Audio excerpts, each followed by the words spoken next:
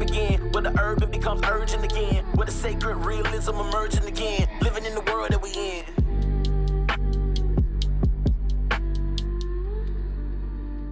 Urban Sacred Realism.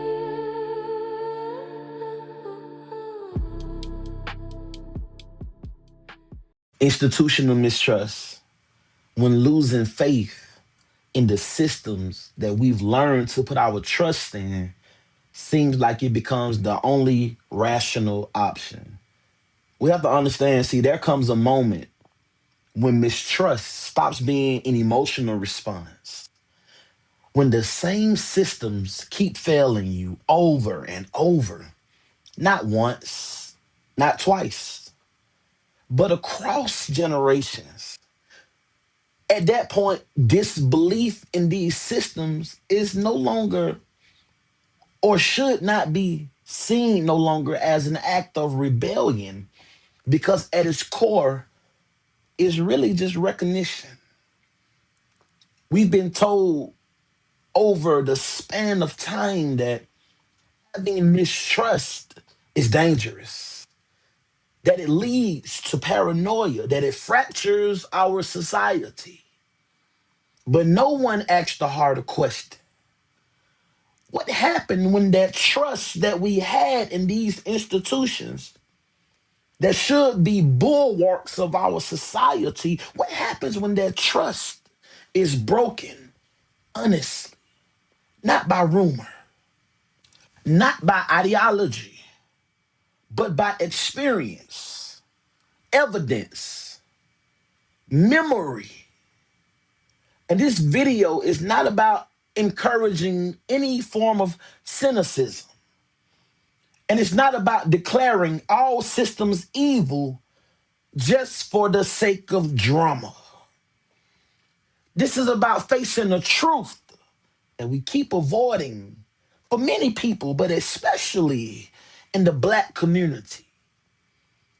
Institutional mistrust is not irrational. At this point, it's earned. And the real question isn't, why don't Black people trust institutions anymore? The real question is, who are we required to become once we stop pretending that we can put trust in these institutions? And with that in mind, now I have to ask you a question. Do you even know what an institution really is? And no, I'm not insulting your intelligence, okay, buddy? Okay, guy? I know you've been to college, you got degrees, you're smarter than everybody, you read more books than me, even though I do have an impressive library. I'm not taking no shots at your wealth of wisdom or your knowledge. I'm honestly asking, do we even know what an institution is? And we have to define our terms because clarity is power. An institution, we have to understand that an institution is not just a building. It's not just an organization by definition. And you can fact check me. You can look at the Oxford definition of institution, and it'll tell you that it is a society or an organization founded for religious, educational, or social purposes. And it also is an established law, practice, or custom. In other words, an institution is a system of repeated behavior that's backed by the authority, which means that institutions don't just govern actions, they shape norms, they train expectations, they program behavior.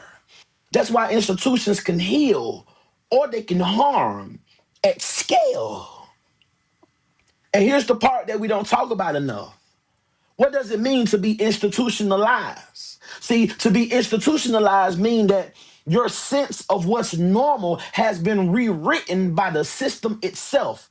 This is why people can come home from prison but can't survive outside of the prison, because prison didn't just punish them, it reprogrammed them. It reprogrammed their time schedules. It reprogrammed their authority structures. It reprogrammed reward and punishment, isolation, surveillance. Being institutionalized is when the institution becomes the new environment of meaning, for him or for her. So when people return to society and you see them and they feel disoriented, they feel anxious, or they may even feel unsafe, it's not because they're broken. It's because this is the way the system is designed to work. Clearly, we all bear witness. We all can attest that the system is working. It's been working. It's set up to continue working. This is the power of the institution. This is the power of institutional programming. See, we have to understand that institutions don't rely on a single method. They use a stack. They use education, what you're taught to believe. They use force. What happens when you resist? They use fear. What you imagine will happen. They use isolation. What happens when you're removed from the community? They also use extortion. What you lose if you don't comply. See, the prison uses all of them, but so do schools, so do churches, so do the government. So do economies. That's why mistrust in an institution does not emerge randomly. It emerges when people recognize that the institution is shaping them in ways that don't serve their actual life. And this is not paranoia, it is pattern recognition. And having pattern recognition is important. It's very vital because unless you're able to recognize the pattern, your feelings will always be your facts. And it shouldn't be that way. And the only way to escape that trap, we have to look at the data. What does the data tell us? For example, as of 2024, the Pew Research Center, they did a report that only about 16% of Americans trust the federal government most of the time. And that number drops even lower among African Americans or Black people, especially when it comes to policing, when it comes to healthcare, when it comes to financial institutions. This isn't just fringe thinking. This is mainstream disengagement. For instance, in healthcare, the CDC and the NIH data going from 2023 to 2024 shows that Black Americans are still significantly more likely to die from preventable causes, especially maternal complications for Black women, not because of biology, but because of delayed health care, because of dismissal, because of unequal treatment. This is our reality. And at the point of survival, when it's your life on the line, having mistrust in that institution, it's not just an attitude. You don't need no attitude adjustment. How many risks are we prepared to take? How much calculation has to be done before we really can get some justice? And speaking on the justice system, check this out. The DOJ, the Department of Justice, and the FBI data continue to show disproportionate surveillance for Black people, disproportionate charging of Black people, disproportionate sentencing of Black people. While on the other hand, the clearance rate for violent crime in Black neighborhoods remain lower. So let's be honest. When the protection is inconsistent, when the accountability is asymmetrical, that trust in the institutions, it don't just disappear on an emotional level, how you feel about it, but it begins to dissolve logically because now you have to change the very way that you think about it. Your life depends on it. Here is where the mistrust in institutions gets even more dangerous. Not at the beginning, but later. Over time, when people stop believing that the system will protect them, they start building parallel systems. The hustle mentality replaces the safety nets of having a regular job, a regular career. Individualism replaces having civic faith when we no longer want to go to church, no one to participate in community engagement. Nobody even wants to talk about the Bible or God or Jesus. Everybody becomes their own self-fulfilling prophecy, their own prophet, their own savior, their own connection, their own gateway into the spiritual realms of life. This is what happens. This happens because now survival is reinterpreted as an individual thing and it replaces participating collectively. That's not a moral failure in and of itself. Actually, that's an adaptation. But adaptation has consequences. When the mistrust goes unprocessed, it calcifies, it hardens, and people don't just stop trusting institutions. People stop trusting each other. And at that point, every interaction with each other becomes a negotiation. Every man and woman in authority becomes a suspect. Every call for accountability feels like the tightening of control. And this is how mistrust quietly turns into isolation. Not because people are broken, because nobody taught them how to live their life after the disillusionment is gone. And this is where we cross the spiritual line. Because when we define the word mistrust properly, to mistrust something means to lack confidence and to be suspicious. And by suspicious or suspicion, by definition, means that you believe that something may be true. Notice something important about that definition. Having suspicion is not an accusation, it's having alertness. And the Bible does not condemn having an alertness or an awareness, but it also never celebrates becoming bitter or living your life with your heart full of bitterness. We see clearly in the Bible that there were biblical figures that distrusted institutions constantly. They distrusted the empires. They mistrusted the kings. They were suspicious of the courts. They were suspicious of the religious authorities of their time. And that was a byproduct of them having spiritual discernment. But we got to be careful because spiritual discernment does not mean disengagement. Joseph didn't stop trusting Pharaoh. He just learned how to govern more wisely. Daniel didn't start worshiping in Babylon. He just learned how to serve with integrity. Jesus openly challenged the religious institutions of his day, but he never abandoned responsibility. We can see this mirror in Jeremiah 17:5, where it says, "Cursed is the one who trusts in man and makes the flesh his strength." We talk about blessings and curses, but the Bible say the moment that you put your trust in man, you're already cursed. The moment that you take your eyes off of God, you already walking in a curse. It don't matter what the institution is. It don't matter if it's church, if it's school, if it's the government. It don't matter what it is. The moment you put your trust in man and you make the flesh your strength, that flesh don't just mean flesh and blood. That means your modus operandi comes from everything that's tied into physicality, to the five senses.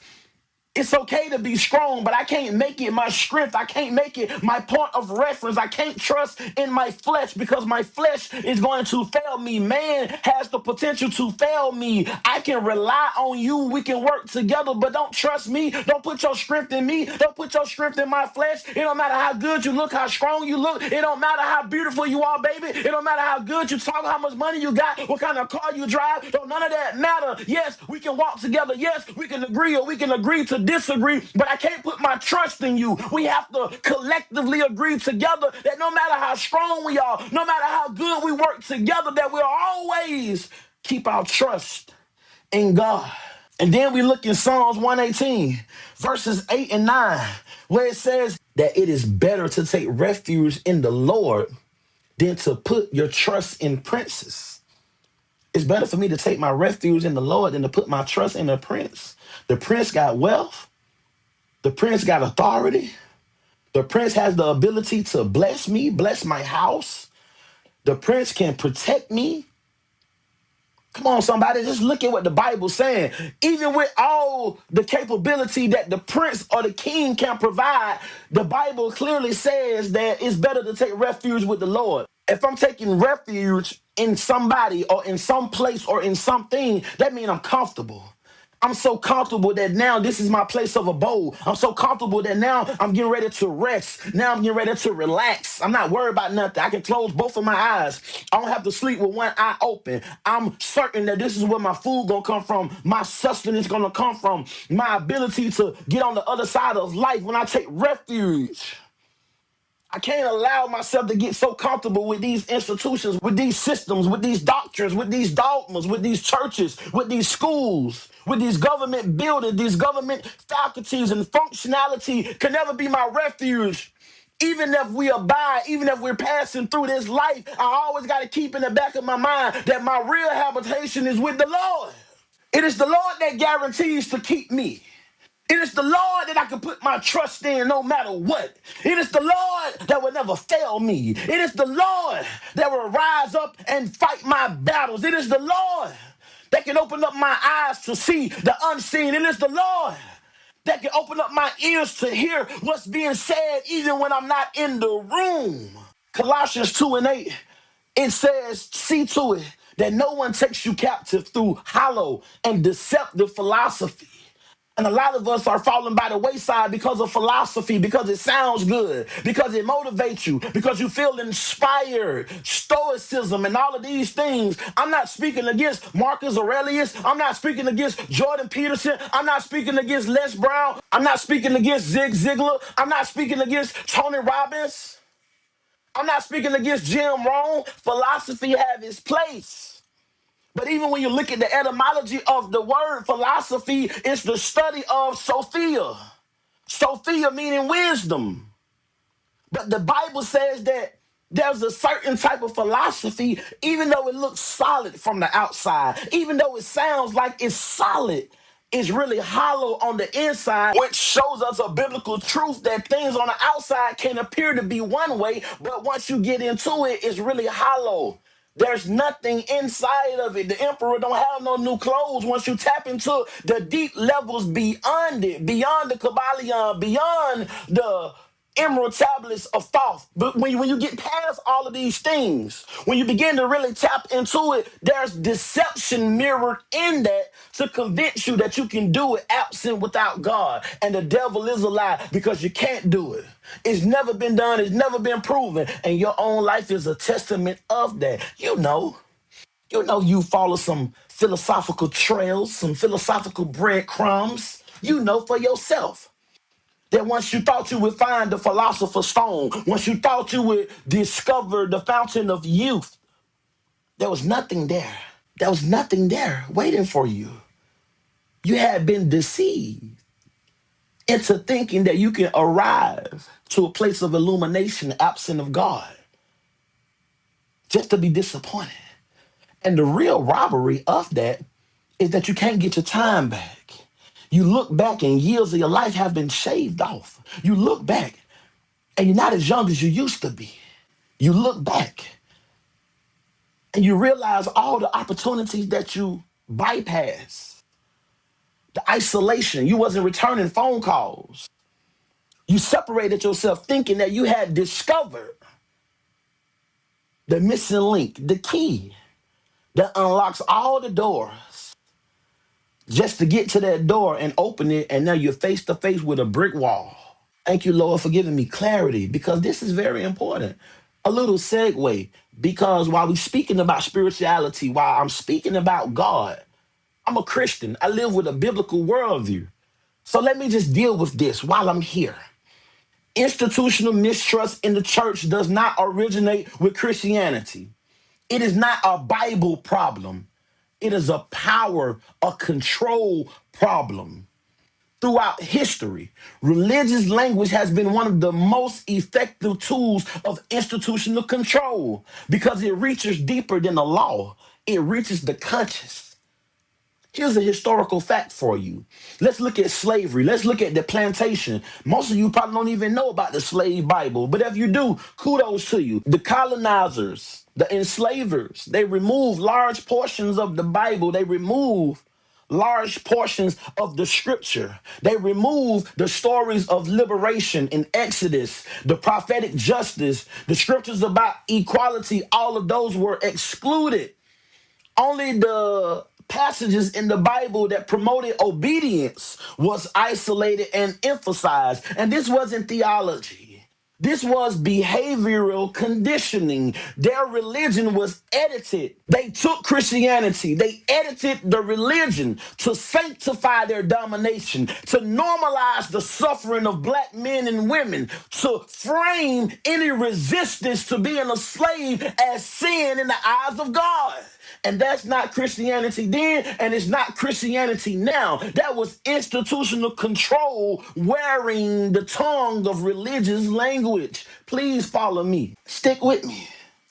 Because now we're coming into the understanding of how cults start to form with the charisma and the abuse that accompany these cult forming personalities across all traditions. This pattern repeats itself globally, every belief system.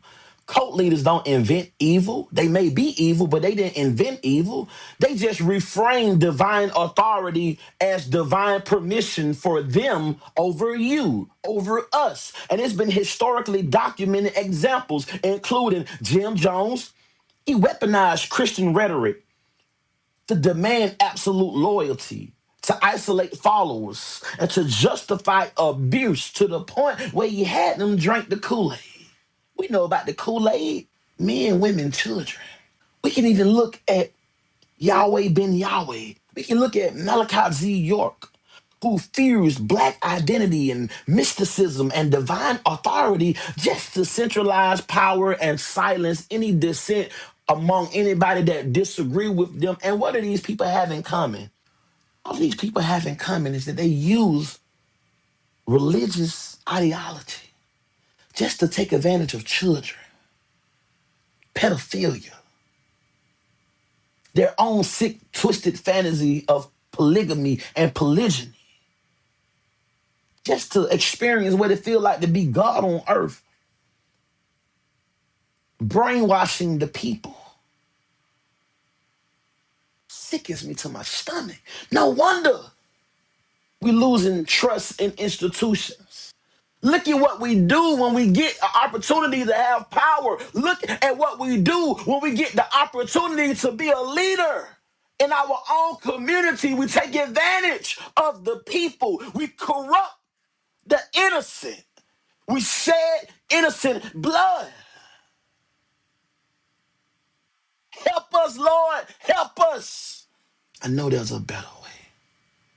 And what about Brother Polite, who used spiritual language and his status to manipulate trust? What a sad story. This intelligent brother debating on the street corners of 125th Street in Harlem, New York, just to go out like his mentor, Malachi Z. York, which was his mentor, accused by the government that's in prison right now of taking advantage of a young girl when she almost died. These are not failures of having faith in God. These are institutional failures of spiritual discernment by people not qualified to hold that position or walk in that particular authority. And this is not limited to Christianity. That's the reason I'm even going down this road. That's the reason I have to. Because in 2026, Christianity, especially a black man that say he's a Christian, we're looked at like we're weak. But when you look at the Muslim community, if a black man is a Muslim, it's already accepted that he's strong. He's tough. And I'm not saying he's not or that he is. I'm just talking about the stigmatization of the outward appearance externally. And let's just go a little deeper on this subject just for a minute. When the United States military was in Afghanistan, they discovered that even though it's a predominant Muslim country, that they got a practice over there in Afghanistan that's attested to by U.S. soldiers, special forces. They have a practice in Afghanistan called Baka Bazi, which is the sexual exploitation of boys by powerful men. They're T-boys, they child boys, young boys, dressing them up like little girls in Afghanistan, a Muslim country, with jihad and bin Laden and all that going on. Spiritual war. Jihad, spiritual authority, the Muslim community. This has been documented by journalists. This has been testified to by U.S. soldiers and special forces. This is a culturally shielded practice by the hierarchy in Afghanistan, by fear and by silence. And they use religion to invoke it. Their culture has been cited, identified that something is wrong about this. The merger of religious dogma and literature to enforce your own lustful behavior and urgings and cravings. And the authority is protecting it. There, just like in some places, they say the authority protected it here in America. Why is America at the top of the list for pedophilia, pornographic material of underage children? Why? The pattern is the same. That when institutions go unquestioned, the most vulnerable among us always pays the price. This is not an attack on nobody's faith. If you're a Muslim, be the best Muslim you can be. If you're a Christian, live up to the standards of God to be Christ-like. This is the defense of trust from inside of the faith. I am a man of faith. I am a man of the cloth. Institutional mistrust is not being anti-God. It's being anti-deception. Because every tradition got truth carriers, and every tradition got those who abuse their power. And every tradition have institutions that protect themselves before they protect the people. Look at the Catholic Church. You know the history. That's why having spiritual discernment is sacred. And if mistrust has grown across every system, the government, the prison, the church, the culture, then maybe the issue isn't belief in an institution, belief in a system per se. Maybe it's just the real issue is having blind allegiance, blind alignment. And conscious non-alignment isn't about leaving faith. It's about refusing to outsource your conscience any longer. Because the most dangerous institutions aren't the ones that control your body. They are the ones that convince you not to think or how to think or don't even think at all. And here's the part that most people avoid. Because once that mistrust becomes justified, you don't get to live irresponsible anymore. Once you act ignorant, you can't get your ignorance back. Once you do something and take somebody's innocence, you can't give them their innocence back. Having clarity of the situation at hand creates an obligation because now you're responsible for what you build. You're responsible for what you say. You're responsible for what you protect. You're responsible for what you uphold. And you're responsible for what you pass down into the next generation, which means that you're responsible for investing locally with each other. You're responsible for holding each other accountable. You're responsible for developing moral clarity independent of the institution. You're responsible for teaching spiritual discernment instead of living in paranoia and teaching others how to be paranoid.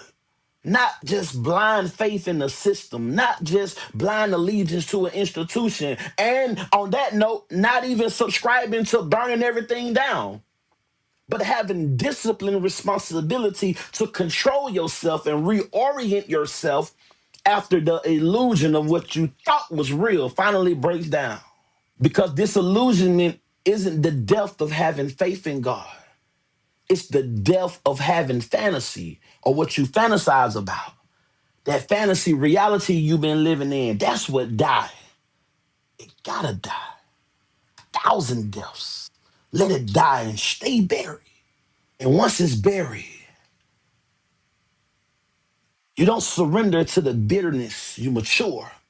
And that's why I created this genre, Urban Sacred Realism. This is the reason why I wrote the 3 levels of revelation, the blueprint beyond the blueprint, which is available right now on Amazon Kindle. That's why I started this channel. I repurposed this channel for Urban Sacred Realism because here is where the truth is honored. Here is where we don't surrender any responsibility. And I'm telling you, if you've lost trust in institutional systems, you're not crazy. But the real question, again, I have to ask you that what are you going to build now for yourself now that you can see clearly? because having mistrust isn't the real danger.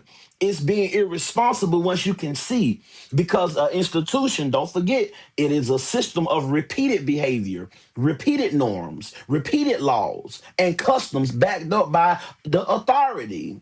And in that light, if that's the case, according to the Oxford Dictionary definition, it says that a society is an institution. A society is an institution. We live in society. And that would mean that the society that we live in is the largest institution. And it's a scary thought because that would mean that the prison in society is just an institutionalized institution. That would mean that the prison system is the concentrated expression of an institutionalized society. Okay, I see it now because what that means is that prison is the concentrated expression of an institutional society. If society itself is institutionalized, then the schools train compliance way before they train us to be curious about our reality. That would mean that the jobs that we go to work at train us to be obedient before we even understand what it means to have a purpose or a dream. That would mean that the media trains us how to react to something before we ever do any reflection or any meditation. That would mean that the prisons train survival or how to survive while you're being dominated like an animal, a slave. And that would also mean that our religious institutions oftentimes train us to be submissive and have submission without proper spiritual discernment on the battle between good and evil and how that relates to how we relate to each other as laymen and even those in position of authority. This would explain that why when somebody leaves prison, they can't function in the real world. They didn't fail to re-enter. Their re-entry wasn't a failure. They never exited the institution. They just moved from a minimum security version of the prison. They just moved from a maximum security version of the prison. Now they back in the real world where the bars are invisible, but they just as strong, if not stronger. It can also be said that inside the prison walls, that was the real world too. And it's too real. Because in there, the ugly truth of the animalistic nature of man is seen on full display, and that's devastating. But it is an honest truth. So when you see somebody come home, your loved one, your cousin, your friend, your family members, people you went to school with, when you see them come home and they institutionalized, don't laugh at them. They're not malfunctioning like a robot. They're operating exactly the way the program designed for them to act. Bookmark this. Schools are institutionalized institutions. Churches are institutionalized institutions. And all of them are subsystems of a larger, already institutionalized society. So, what we call institutionalization on the micro level is not even the origin of the thing, it's just the echo. The prison does not create institutionalized people, society trains them first, and then prison just finished the job. And that's the part most people ain't even ready for. I don't even know if I'm ready for it, but I'm here. I'm still going to be the messenger, whether I'm ready or not, because it's not about when I'm ready. It's about when God says it's time to go. I show up. Because if institutions were the problem, we can reform them. If the prisons were the problem, we can abolish them. If the police were the problem, we can retrain them. But if society itself is institutionalized, then the issue isn't one system behaving badly. It's a civilization operating on unconscious autopilot. This means that compliance feels like morality, normal feels like the truth, productivity feels like purpose, stability feels like righteousness. And people aren't just controlled by force, they're controlled by belonging. And that's the deeper programming. Because you cannot exit an institutionalized society without becoming deviant to it. And every society label those who step outside of the norm as rebels, as criminals, as heretics, extremists. Every true reformer that occupied that position, prophets, they were exiled, apostles, the abolitionists. the artists, the truth tellers, culturally in Atlanta, the outcasts. No pun intended. Shout out to Big Boy Andre 3000. But that's what you become, not because you're immoral, but you become an outcast the moment you become non-compliant. And institutionalized society, they don't fear violence, not at first. What they fear is non-participation, because your participation is what keep the illusion stable. Your participation is what keeps the matrix viable. So when somebody opt out mentally, when you opt out mentally, spiritually, and morally, the system becomes destabilized simply by you existing. You cannot fix an institutionalized society from the inside out, from within. You survive it by learning how to stand adjacent to it, not outside of the structure of society completely, but far away from it to where you can be non-compliant to the lies that you're being told. And that's the tension. That's what we all are. All of us. I don't care how big your channel is. I don't care how much money you got. We all are right there, understanding that if we escape from it totally, we're going to be isolated. But if we conform to it totally, we're going to be in captivity. And the answer isn't escape. The answer is, once again, conscious non-alignment. Conscious non-alignment only exists because unconscious alignment is the default condition of most people mentally.